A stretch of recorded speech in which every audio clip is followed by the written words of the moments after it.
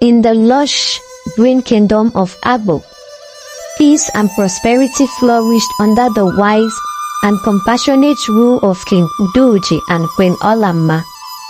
The people respected and adored the royal family, seeing them as the pillars of strength and wisdom in the community. Their only daughter, Princess Sochi, was renowned for her beauty. Her skin was smooth and radiant as polished ivory. Her laughter, a melody that could lighten any burdened heart, and her eyes sparkled with a youthful glow. Despite her outward radiance, Sochi had a secret struggle. She felt an unquenchable taste for meaningful connection, which no man in the village seemed capable of satisfying. Her longing had her down a path of numerous affairs with various men in the village, inviting them to the palace for fleeting encounters. Yet, no matter how many times she surrendered to these moments, she remained unfulfilled and empty, craving something more deeper. As whispers of her lifestyle spread throughout Agbo, the villagers' admiration for her began to wane. Even her closest friends distanced themselves, and it seems that whispers about her behavior filled the air wherever she went. As her name became the subject of gossip, Princess Sochi felt increasingly isolated. She couldn't understand why she behaved this way. Yet, the inner emptiness was real and profound. Desperately, she longed for change, but felt trapped by her own habits and reputations. Seeing their beloved daughter's inner struggle, King Udoji and Queen Olanma were heartbroken. Sochi's behavior had not only brought shame to herself, but had cast a shadow on the royal family as well. Determined to find a way to help her, they resolved to seek wisdom from the chief priests and wise men across neighboring villages. The royal family sent messages to distant villages, requesting assistance from spiritual leaders known for their insights. Each chief priest who arrived offered his counsel, suggesting that the princess's condition might be caused by spirits, curses, or unmet desires.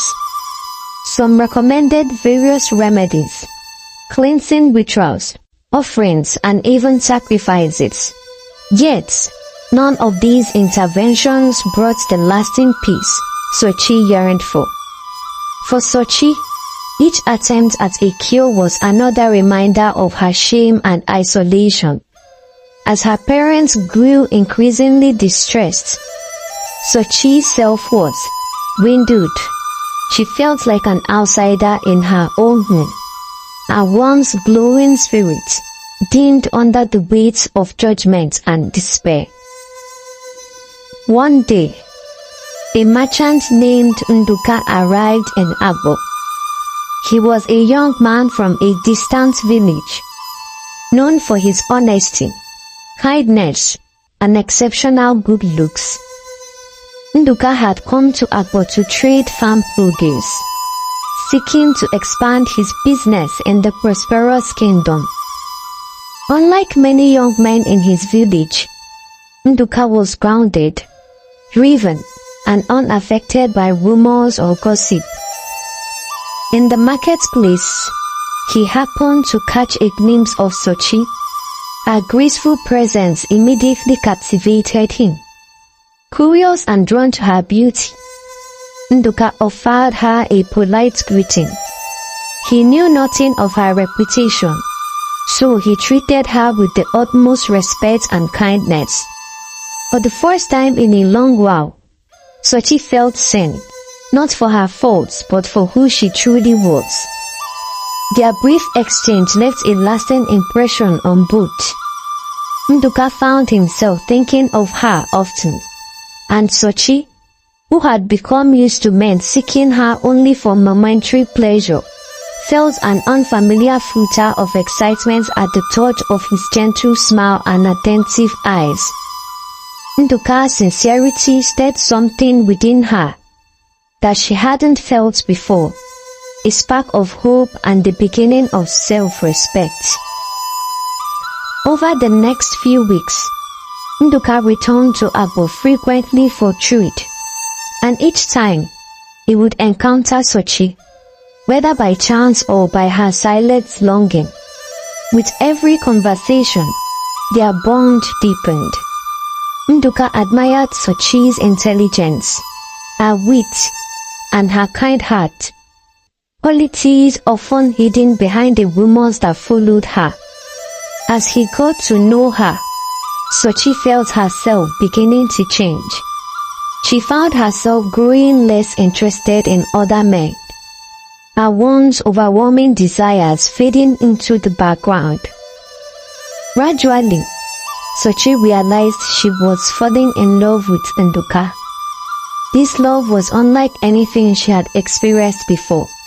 It was steady, fulfilling, and brought her a sense of peace. But as her feelings grew, so did her fear.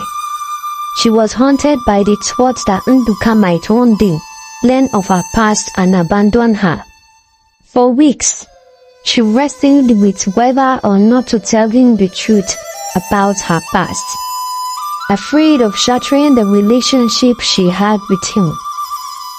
Finally, Sochi summoned the courage to tell him everything. She asked him to meet her under the large tree just outside the village, a place where she could speak openly without fear. With a trembling voice, she told Nduka of her struggles, her mistakes, and her shame.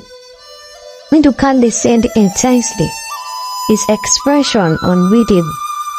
When she finished, a silence fell between them, and Sochi felt as though her heart might break. But then, he took her hands in his and looked into her eyes, his face filled with compassion. "I am certain that you carried such a burden for so long, Sochi," he said gently. "But you are more than your past. I see the woman you are now, and it's that woman I've come to love." Overwhelmed with relief, Sochi felt tears slipping down her cheeks. In that moment, she understood that love could be transformative, and it could offer the redemption she had long sought. Nduka's forgiveness and acceptance filled her with a renewed sense of purpose. As the months passed, Sochi and Nduka's love deepened. They became inseparable, finding joy in each other's presence and dreaming of a future together. Nduka knew he wanted to spend his life with Sochi, and he approached his family to help him make the formal proposal. Nduka visited the palace to ask for Sochi's hand in marriage. King Udoji and Queen Olanma were initially hesitant, knowing the challenges their daughter had faced and the rumors that still lingered. But as they watched Nduka's devotion to Sochi, they saw how her spirits transformed in his presence. Relieved and grateful, they granted him permission to marry their daughter. When the news of the proposal spread throughout Agbo, the villagers were astonished. Many had believed that Sochi's reputation would make it impossible for her to find a husband. Yet here was Nduka, a man of dignity and respect, choosing her despite her past. Though some continued to whisper, others began to see Sochi in a new light, as a woman who had overcome her struggles and found a love that healed her. The day of the marriage arrived, and Agbo was filled with celebration. Traditional music filled the air. Villagers wore their finest attire, and the palace was decorated with vibrant colors. Sochi wore a beautiful dress, her face radiant with joy and newfound peace. She walked down with pride, her head held high, her heart full of gratitude. During the ceremony, Nduka and Sochi exchanged vows, pledging their love and commitment to each other. Villagers watched, some with lingering doubts, but most with admiration for the couple's strength and resilience. The village elders and chief priests blessed their union, declaring that their love had brought a new kind of honor to Agbo. As the festivities continued late into the night, Sochi felt a deep sense of belonging. No longer haunted by her past, she knew she was loved for who she truly was, and that her future was filled with hope and happiness. Years later, Sochi looked back on her journey with gratitude. What began as a life filled with emptiness and shame had transformed into one of love and fulfillment. With Nduka by her side, she felt complete and at peace, knowing that her story was one of redemption and resilience. Together, they had bewritten her story, proving that love, compassion, and forgiveness would heal even the deepest wounds. And so, they lived happily ever after, leaving behind a legacy of hope and transformation for the generations to come.